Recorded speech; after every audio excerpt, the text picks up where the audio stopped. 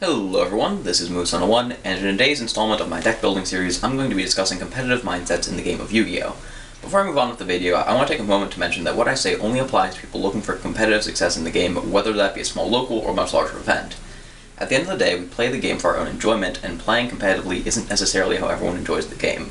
You shouldn't let what I say or what anyone else tells you make you feel like you're playing the game incorrectly, because there is no wrong way to play the game, so long as you're having fun. And yes, I'm aware of how incredibly cheesy that sounds, but I do believe it. So, what's a competitive mindset? As new cards are released, ban lists are changed, or players begin experimenting with new strategies, different cards and strategies become dominant and see increased levels of play. If you want to win more matches in a competitive environment, you need to find ways to adapt to the changing state of the most effective tactic available, or meta. How you perceive your deck as interacting with the meta defines your competitive mindset.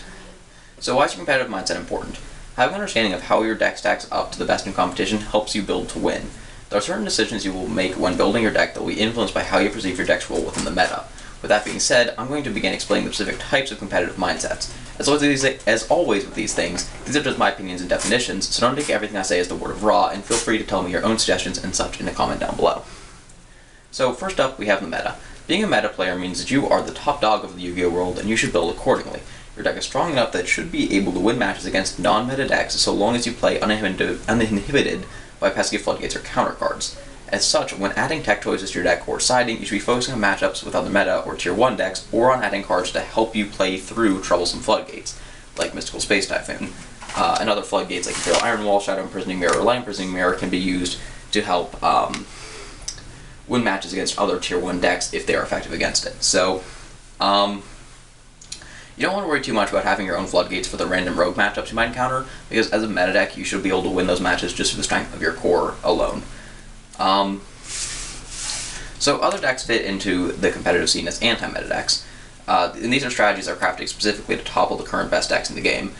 As an anti-meta player, you should be moving floodgates and other counters for the meta into your main deck, and your goal isn't just to drag the meta down to your level, but to crush by rendering meta decks almost incapable of functioning. The more unusual your meta counters are, the better, as it's less likely tier 1 decks will have anything to stop you. It's also important to remember that you focus on counters that harm as many of the top decks as possible, because unless the current surrounding meta contains only one best deck, you shouldn't be building for only one matchup, because that's a recipe to be crushed by other strategies. It's also worth noting that when selecting anti-meta strategy, you should be mindful of what floodgates hurt your own strategy. Can your deck operate under a mistake? What about Shadow Imprisoning Mirror? Macrocosmos? Because whether or not you can run these floodgates is going to be a pretty important factor when you're building your deck, and you should consider that. The last type of competitive strat mindset that I define is Rogue, and this is probably the hardest mindset to discuss just because it's almost the other category. Rogue decks are not dominant within the meta, but they're also not built specifically to counter the best decks. As a Rogue player, you really need to build smart to have a chance at competitive success. This can mean a lot of different things.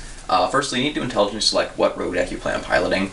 As much as I hate to say it, not every archetype is coherent enough to offer a competitive strategy. Your Rogue deck needs to have a certain degree of power within its core engine to have a chance of success. As a Rogue player, you also need to be mindful of the meta and what people are using to counter it.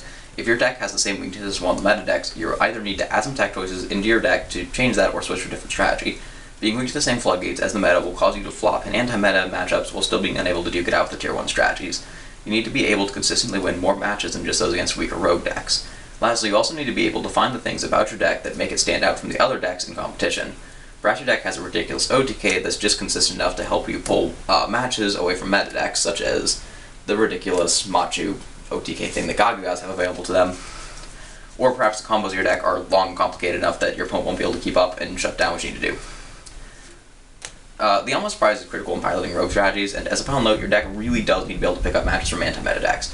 Usually those decks sacrifice some core strength for counters that likely won't apply to you, so you should aim to be picking up those matches consistently. There's one last thing I want to mention before I end the video, and that's when thinking about the meta, try to think of the meta relevant to the event you're planning to enter.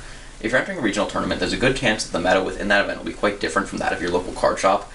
In small enough environments, decks that would be considered to be rogue decks from a national perspective could suddenly become the meta if no one chooses to pilot strategies that are usually recognized as being top tier. So, that's all for this week. I hope you enjoyed the video. Let me know what you think in a comment down below, and I'm always happy to receive feedback. So, until next time, see ya!